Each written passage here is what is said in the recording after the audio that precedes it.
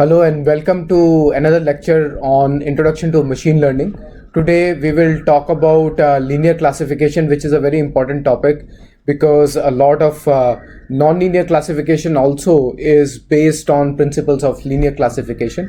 So it's a foundational topic that should be understood well by anyone who's getting into machine learning.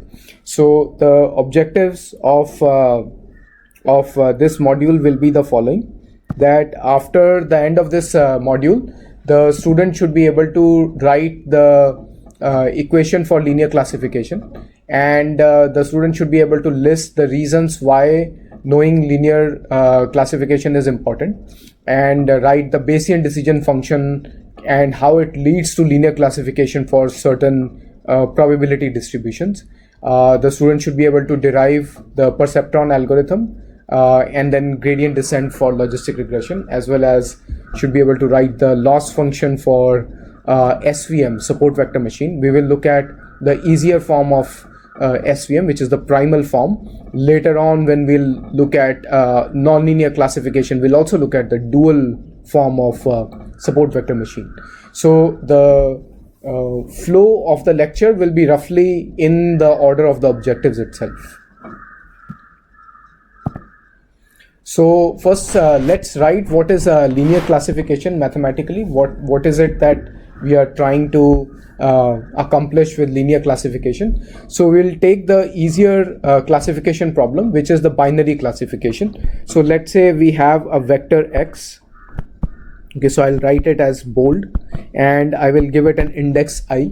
So this index I means it is for the ith training sample, and this belongs to some set of real numbers, and let's give it a dimension, and that dimension is d. Right?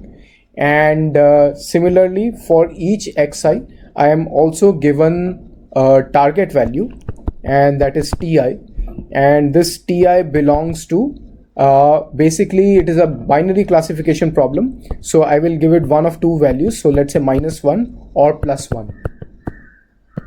Okay, so this is the problem that is given, and what we want to find out is we want to find out a y, right? And let's give it an index also, and this is an estimation of ti, right? And we will model it as sine of some linear function, and that linear function is w, again this is bold, transpose x transpose xi, okay, plus b. So this is the linear function. So now what is this sine function? This sine function is going to be either -1 or +1 or 0. So we'll ignore the 0 case because that is only for the boundary case where w transpose xi plus b is equal to 0. For all the other forms, we will either have a -1 or a +1 value. So if we plot this function, it's going to be -1 for all negative values of w transpose xi plus b, and it is going to be +1, and just here it is going to be 0. So what is the x-axis here? The x-axis is w transpose x plus b, okay, and the y-axis is the y, so that is y. Right. So we want this yi to be as close to ti as possible, and this is the linear classification function. In some cases, we will have ti not be taken from -1 and +1, but it will be taken from 0 or 1. In that case, I will notify you when we come to those forms. It's just mathematical convenience that for certain forms of linear classification, -1 +1 is a better target value, and for certain other forms 0 and 1 are better target values, although they are easily transformable between each other. Now let's look at this function a little more carefully, and we will look at it for 1 dimension and 2 dimensions. I cannot draw more than 2 dimensions, so beyond 2 dimensions you will have to just use your imagination. All right, so let's say we are looking at the 1-dimensional case,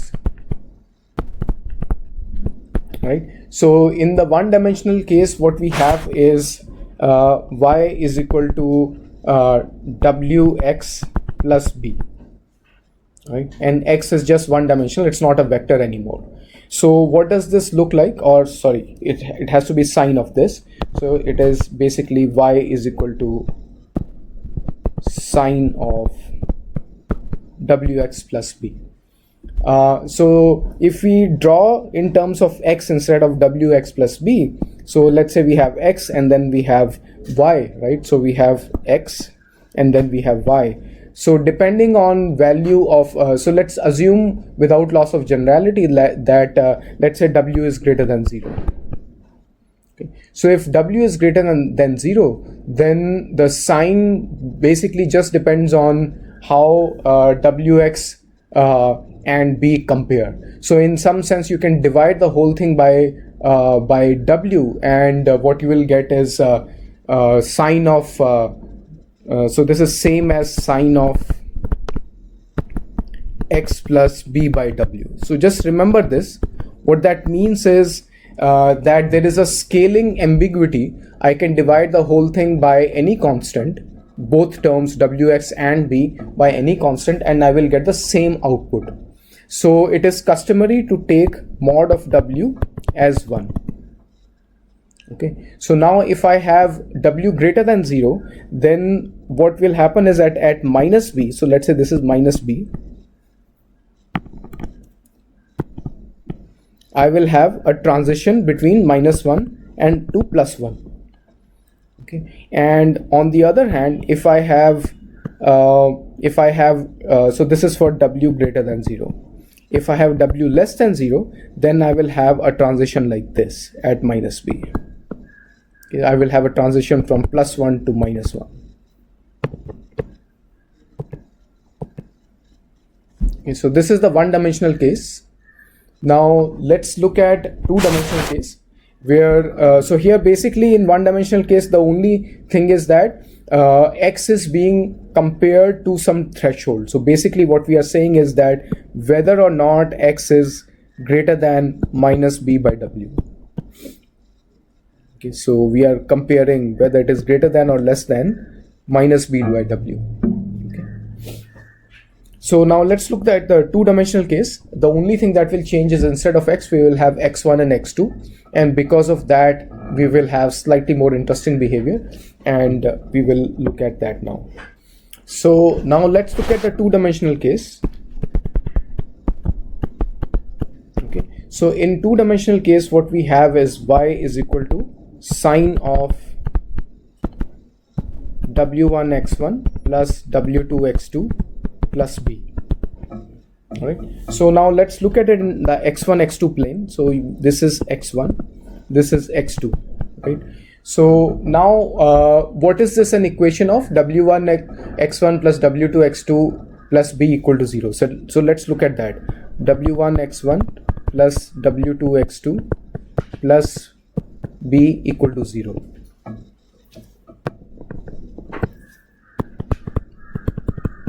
Okay, so that is going to be the equation of a line. That is going to be an equation of a line. So on this line, what we have is W transpose X, okay, and both are vectors, plus B equal to 0. Okay, so on one side of the line, we have the sign of this W transpose X plus B to be minus 1. On the other side, we have the sign to be plus 1. So let's say this side is negative and this side is positive. Okay, so if X falls on one side of the line, we are going to predict minus 1, and if X falls on the other side of the line, then we will predict it as plus 1. Now keep in mind that this particular index that you see 1 and 2, this is for the dimension, this is not for the sample number. This is not the I ranging from 1 to n, this is J ranging from 1 to D. Okay. So now what is how do we reconcile this? How do we visualize this, that W transpose X plus B equal to 0? So think about it this way. There is a vector here X. Let's use a different color. Let's say there's a vector here. Okay, this represents x, right? And let's take another vector which represents w. So w is going to be a vector that is normal to this particular plane. So this vector is going to be normal to the plane where it is 0, where the equation inside w transpose x plus b is 0. So this is w. Okay, so we are taking the dot product of the two, and then we are comparing it with the threshold b, and we are seeing whether the dot product is above 0 or less, dot product plus b is above 0 or less than 0. So if you notice, if you draw a parallel line here, a line that is parallel to the plane, on this line this w transpose x plus b is a constant. Sorry, w transpose x is constant, and of course then plus b is also a constant. So so these are the constant contours. Anything that is parallel to the line, these are the contours of constant w transpose x, and consequently also contours of constant w transpose x plus b. So as we go along one direction, we will be increasing these. As we go along the other direction, we will be decreasing these, and at some point they will be 0, which is precisely at the boundary, which is the green line. Okay, so again, just like with one-dimensional case, there's an ambiguity in the output if we change the scale of w and b together. So we can scale both w and b with the same factor, and we will get exactly the same function as far as the sign is concerned. So what we will do is we will take the assumption that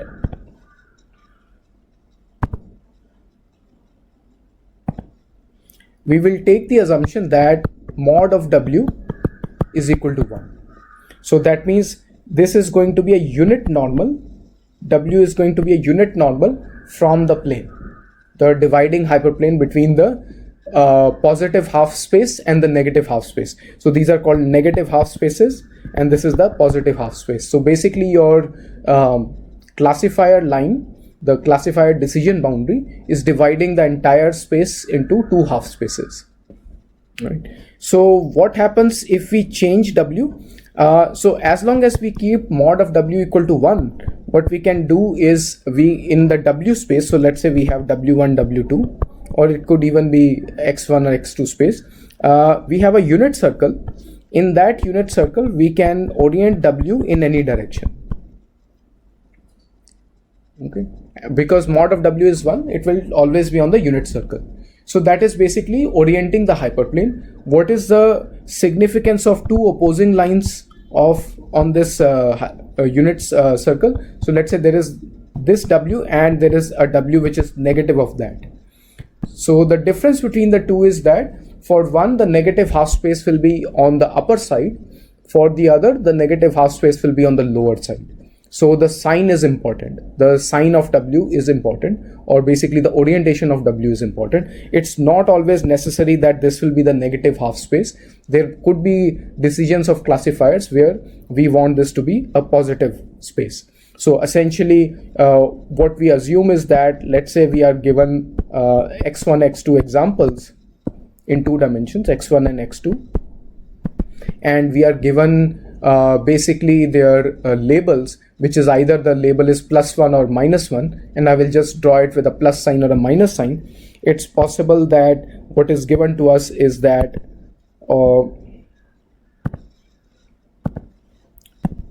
these are all the positive examples, and then I am also given some negative examples.